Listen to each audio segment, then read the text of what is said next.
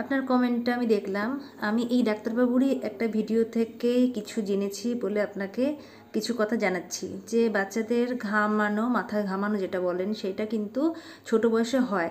আর আপনি দেখবেন একটু খুঁজে, এই ডাক্তারবাবুর একটা খুব সুন্দর ভিডিও আছে। উনি বলেছেন যে রাত্রিবেলাতে পারলে দুটো বালিশ রাখবেন। একটা বালিশে যাতে যদি ঘেমে যায় তাহলে মাথাটা খুব সুন্দর করে মুছিয়ে দিতে হবে, না হলে ওটা থেকেই ঘামা, গোটা শরীর ওদের ঘামে না, মাথাটা দিয়ে আর কি ঘামটা বেরোয়। যেহেতু শরীরটা কম ঘামে, মাথাটা বেশি ঘামে, তো সেই জন্য আস্তে করে কোনো একটা টাওয়েল দিয়ে সুন্দর করে চেপে চেপে মুছে দিতে হবে, যেন ঘামটা না থাকে। ঘাম বসে গেলেই ঠান্ডা লাগবে, সর্দি কাশি হবে।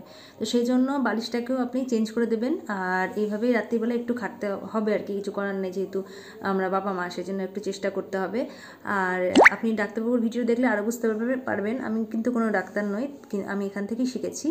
আর জন্ডিসের সাথে সম্ভবত এইটার কোনো সম্পর্ক নেই, যে ঘামানো।